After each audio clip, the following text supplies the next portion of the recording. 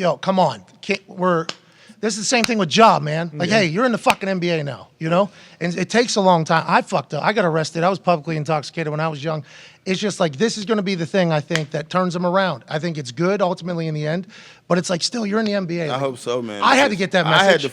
I had to really lose everything and didn't have nobody to call before me to turn around. And Dahn was the only one that I had, you know, that I can really, you know, lash out to, tell my problems to.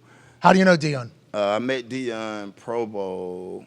Well, no, I didn't. I met Dahn the first time, was in Atlanta at a hotel at a speaking engagement back in 2005. Quick interaction. Ever since then, we've been boom, boom, boom, boom. He used to tell me, hey, yo, stop keeping 30, 40 people with you. And I had to learn for myself, like, yo, they enjoying the experience, but they don't got to worry about everything that come with it. And regardless if Ja wrong or right, if you put yourself in a situation, they always gonna say your name first. You probably wasn't even over there, but like certain things you can't allow, man. Yeah, I agree. Watching you go through that, I knew it was gonna be tough though, because these are people that you care about. They care about you, right? They've been around you a long time.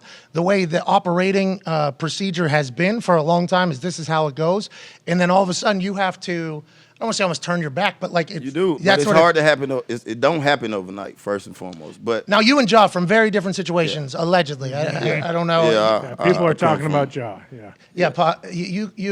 Yeah, I come from a different neighborhood, but like, but when you got guys around you like that you grew up your whole life with, it's kind of hard.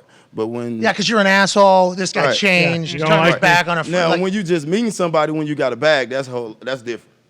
Yeah, because they haven't been there a long time. Right. You can cut them off. You could say, hey, going to go a certain way. But whenever, I've experienced this, you know, not just like with myself, but like with a lot of the friends that I had in the NFL. I had incredible opportunity to go back to people's homes and go to events and things and see people.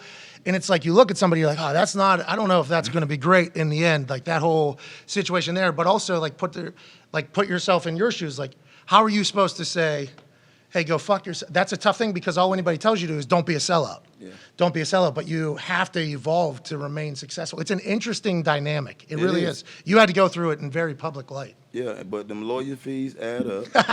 Telling you that now. Like, oh, yeah. Ja he got some little misdemeanor cases, but that's $1 million worth of lawyer fees, man. Them lawyer fees add up. And then you see when you stop shooting that ball and them phones stop ringing, you know, it changed your outlook on a lot of people and the way you handle your business. Like, wise man told me, hey, man, you really ain't doing too much wrong, but you're doing it with your ass out in the street. Who was that wise man? Jerry Jones. Hell yeah. He's like, yo, you ain't doing that too wrong, but you need to focus on football.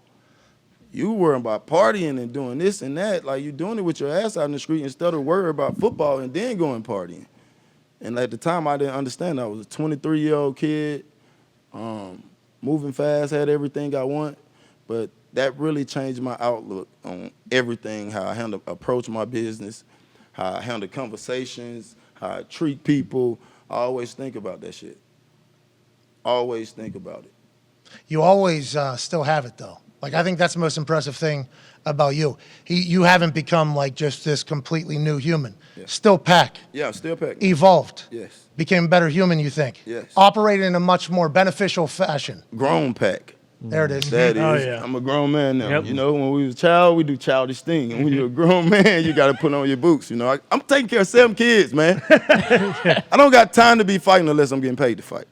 A couple times seeing you. Hey, you went against the guy over there a couple different times. That's tough. You enjoy the fighting? Boxing? I enjoy it, man. I enjoy competing. We saw you in that airport. Hey. Oh, yeah, that's right. Love competing there, too. I think what year was that?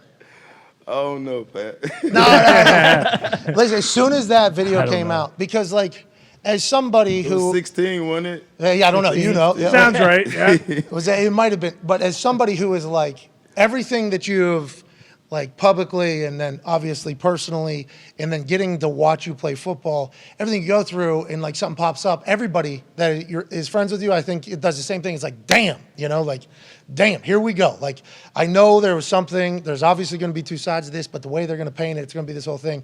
The airport video, as soon as that came out, everybody was like, That motherfucker deserved it. Yep, for sure. Pacman had his chicken literally in his hand when he knocked this guy out. It was an incredible video. I'm very happy that thing hit the internet. Oh my God. So I'm saying you still have it though. Like you didn't like, you're still a dog, and you have approached and attacked like media here, same way that you did with football.